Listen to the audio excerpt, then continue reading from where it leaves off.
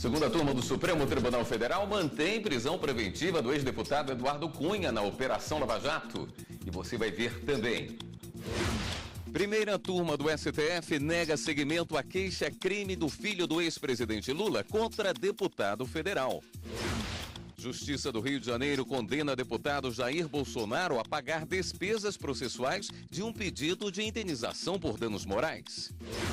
Um ano após tragédia com o avião da Chapecoense, familiares dos mortos ainda lutam por indenização. Semana Nacional da Conciliação movimenta poder judiciário em todo o Brasil. Essas e outras notícias agora no Jornal da Justiça.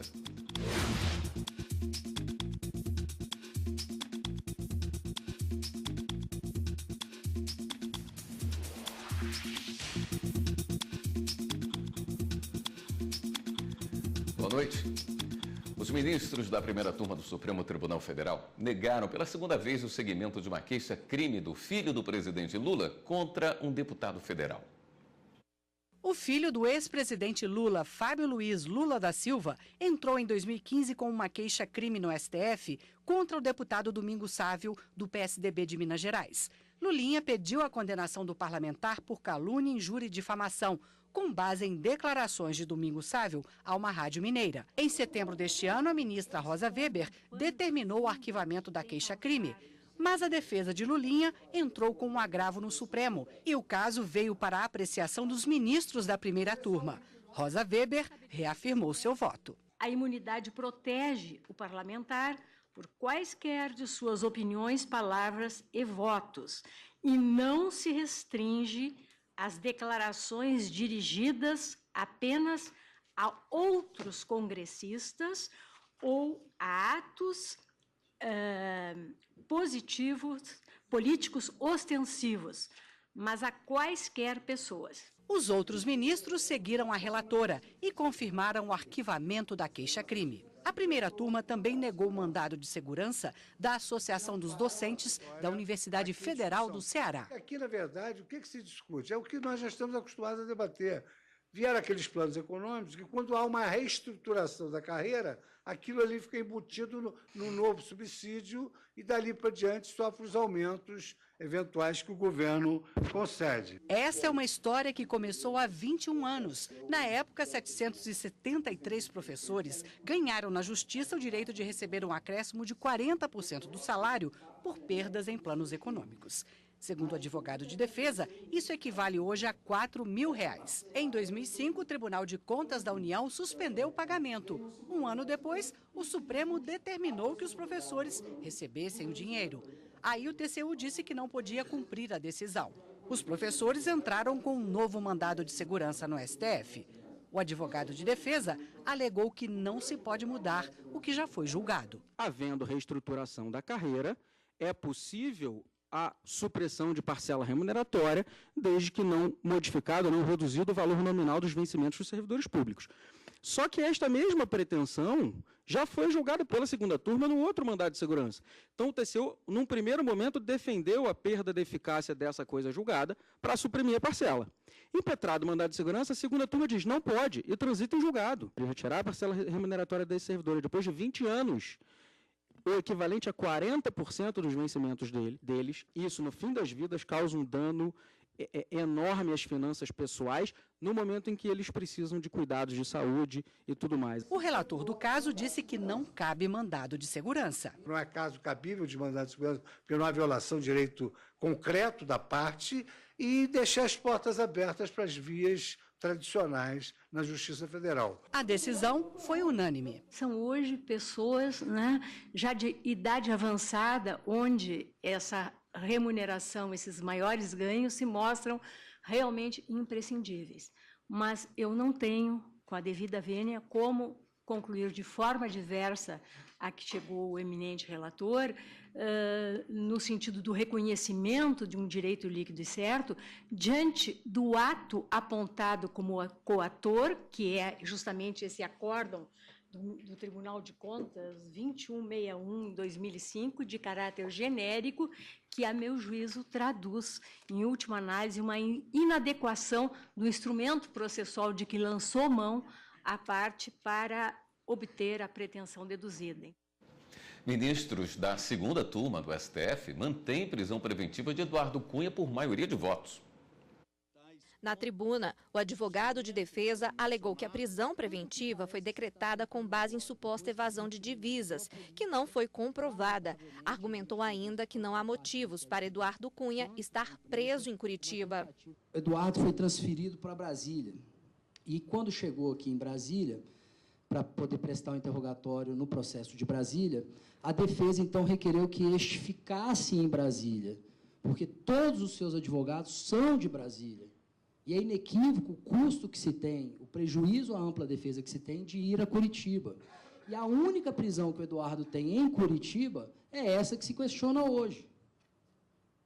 Das outras 3, uma é de Natal e outras 2 são de Brasília. A defesa, por meio de 2 processos, um habeas corpus e um recurso em habeas corpus, pediu a concessão de liberdade, apesar de existir outras ações em tramitação contra o ex-presidente da Câmara dos Deputados, Eduardo Cunha.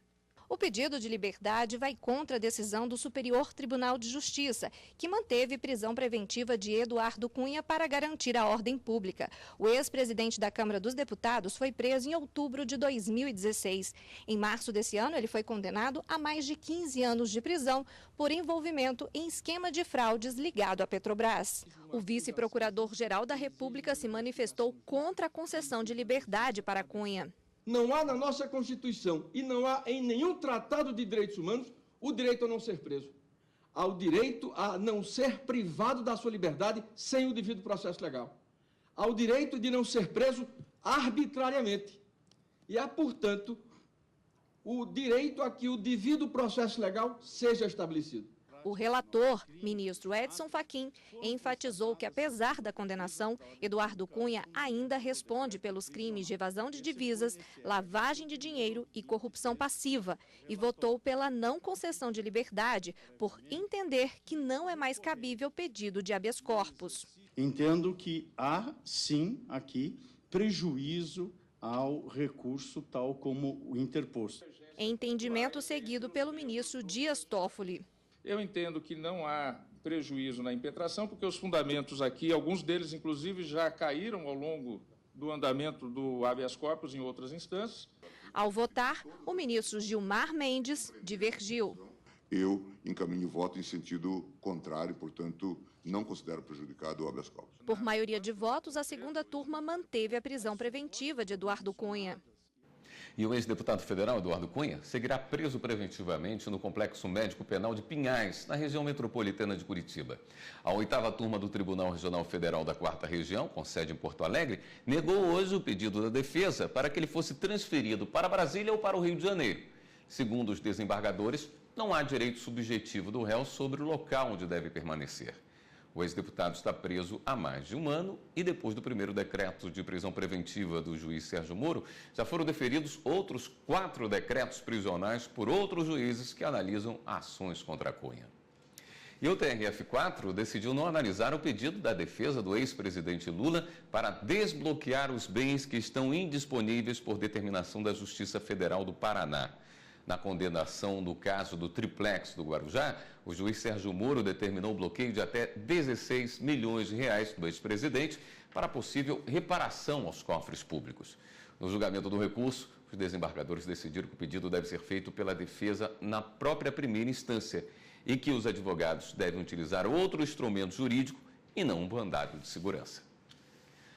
O Conselho Nacional de Justiça julgou hoje pedidos de magistrados dos tribunais de justiça da Bahia e de São Paulo para retornar ao exercício da função.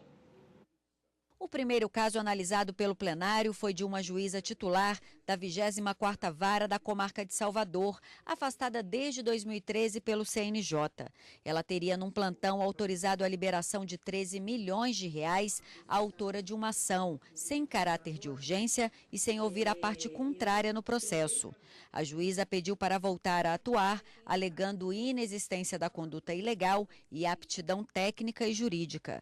O CNJ determinou o retorno da juíza, levando em consideração parte do parecer do MPF e a alegação do TJ da Bahia de que a magistrada não responde a processo administrativo e nem criminal.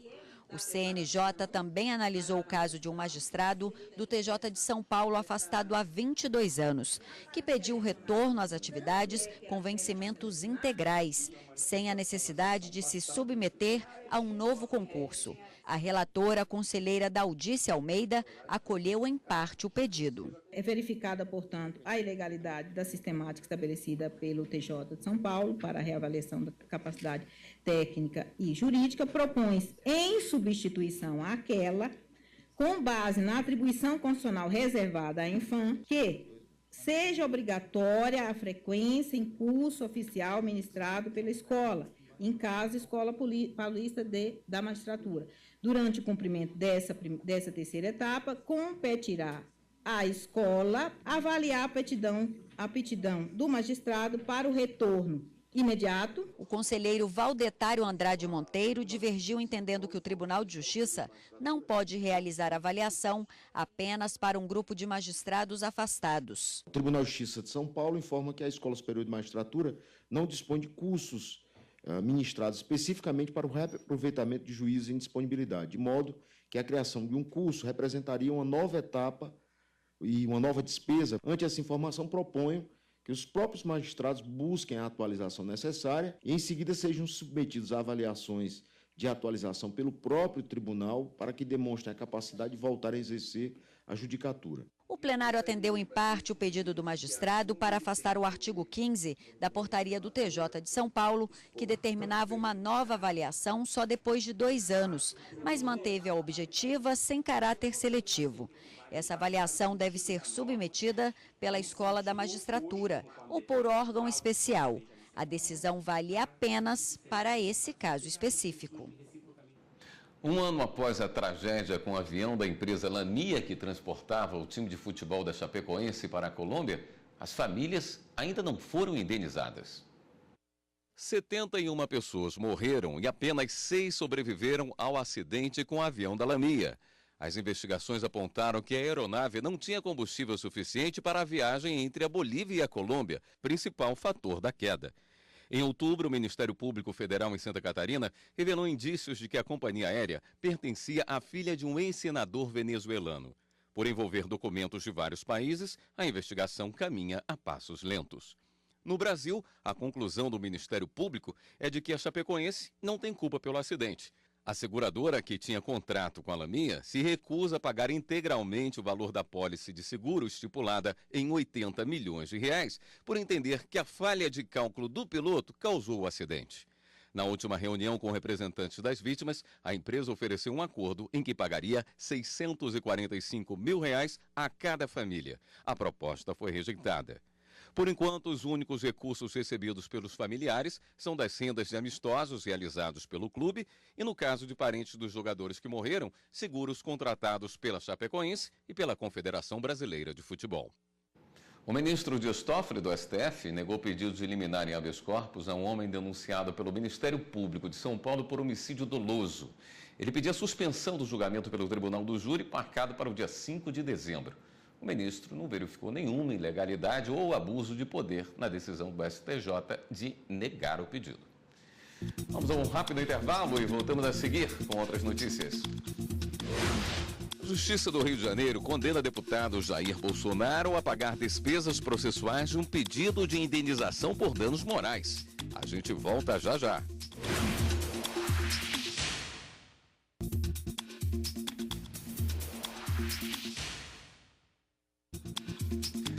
Justiça do Rio de Janeiro condena o deputado Jair Bolsonaro a pagar despesas processuais de um pedido de indenização por danos morais. O deputado perdeu a causa.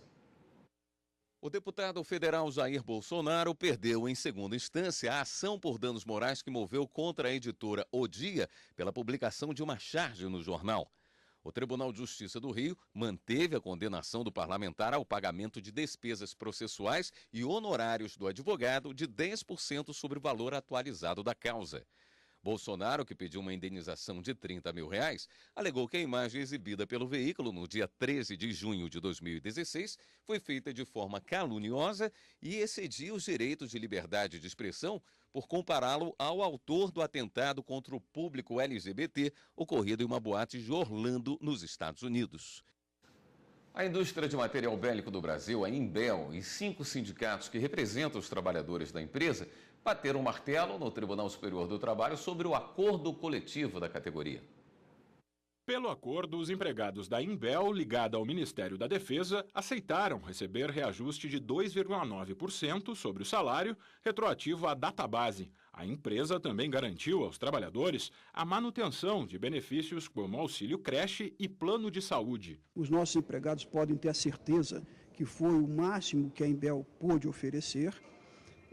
A empresa ela zela pela transparência, é uma empresa pública.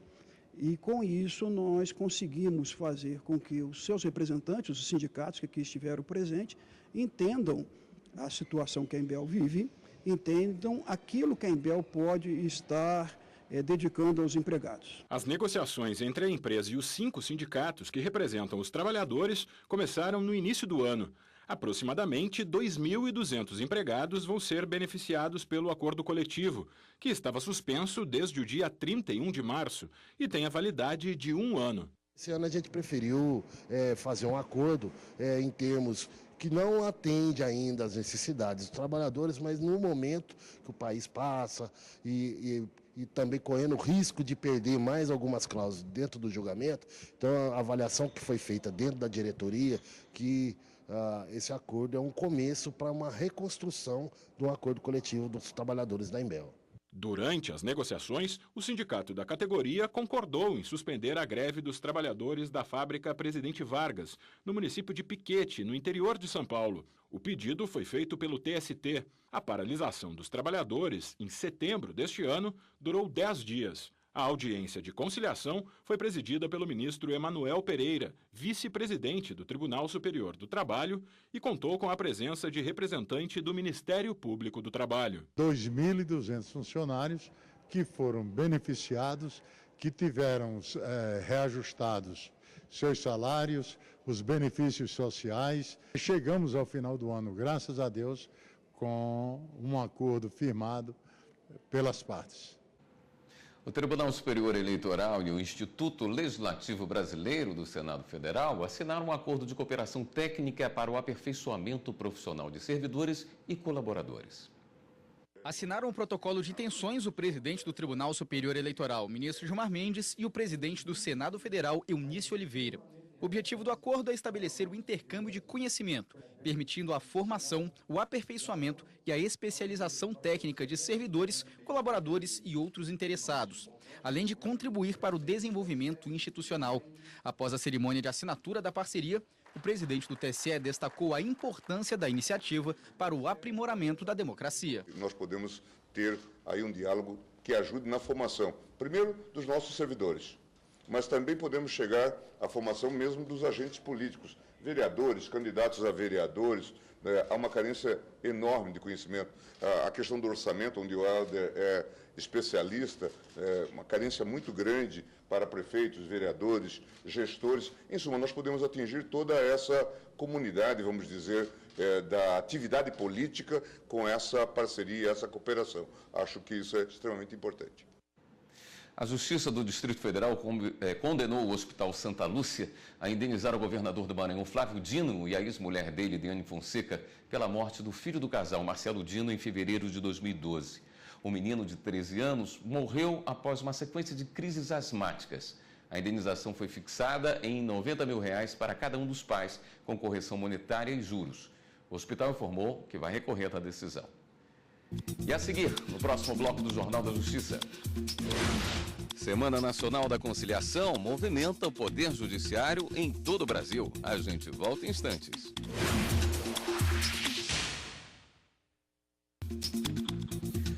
Permitir que a sociedade resolva o maior número de conflitos de forma rápida e segura é a meta da 12ª Semana Nacional da Conciliação. O evento, promovido anualmente pelo Conselho Nacional de Justiça, vai até sexta-feira nos tribunais de todo o país.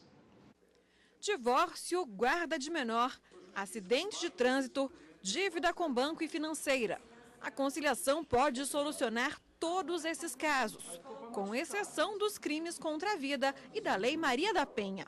A conciliação é uma forma pacífica de solução do conflito, é uma tentativa de solução negociada, né?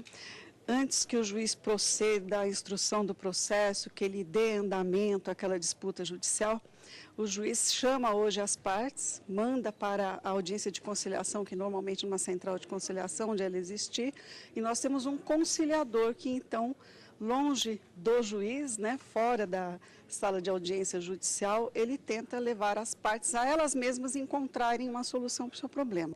A coordenadora do Programa de Conciliação da Justiça Federal explica que não é somente conciliar, mas esclarecer à população quais são as atividades da Justiça. Por exemplo, Osasco fará um ciclo de palestras sobre os 3 poderes, explicando o que são os 3 poderes para alunos das escolas públicas de Osasco. Em Coxim, no Mato Grosso do Sul, haverá um evento com a OAB em que se ensinarão aos advogados, o nosso juiz que está lá, ensinará técnicas de mediação, vai esclarecê-los sobre as técnicas de mediação e de conciliação. Segundo o CNJ, hoje são mais de 74 milhões de processos em tramitação no judiciário.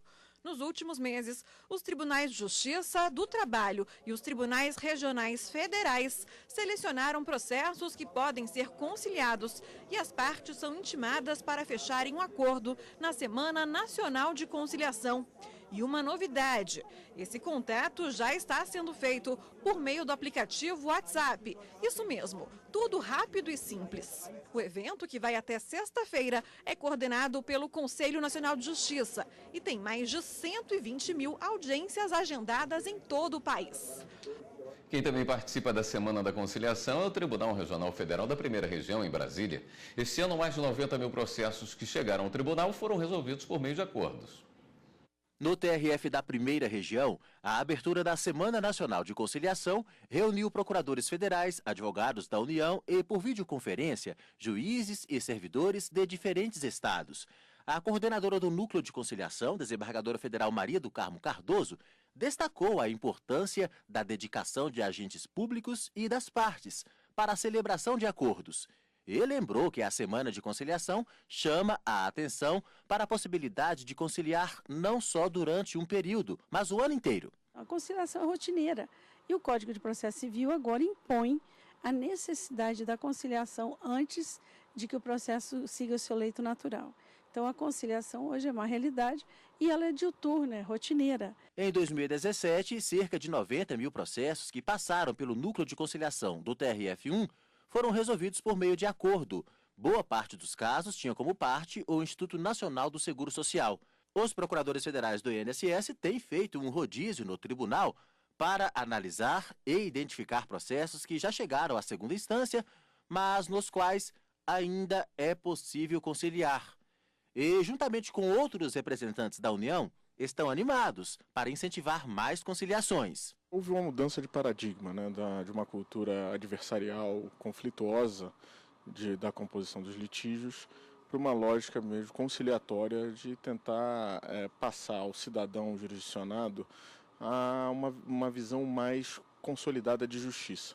Então, uma satisfação, inclusive, com o Poder Judiciário. E foi graças a esforços e parcerias como essas que o TRF1 se destacou esse ano entre os 5 tribunais regionais federais do país, como aquele que teve o melhor desempenho na meta conciliação, que trata do aumento do percentual de processos conciliados em relação aos distribuídos. O reconhecimento feito pelo Conselho da Justiça Federal vale não só para a sede do tribunal em Brasília, como para as seções e subseções judiciárias, onde também é possível resolver litígios conciliando. Para se chegar onde nós chegamos, foi a participação efetiva dos órgãos públicos, que hoje tem uma outra mentalidade, não mais litigar, e sim conciliar, para dar efetividade ao direito, a realizar o direito, não é?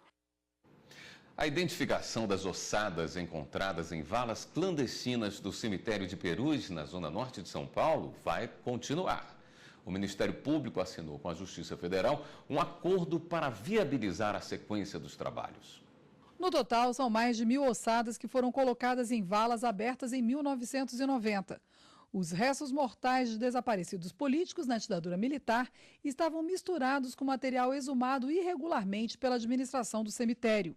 Há cerca de 9 anos, em 2009, o Ministério Público Federal em São Paulo ingressou com uma ação civil pública pedindo a responsabilização das pessoas físicas e jurídicas que contribuíram diretamente para que as ossadas de outros mortos e de desaparecidos políticos localizados na Vala Comum e outros locais do cemitério de Perus continuassem sem identificação.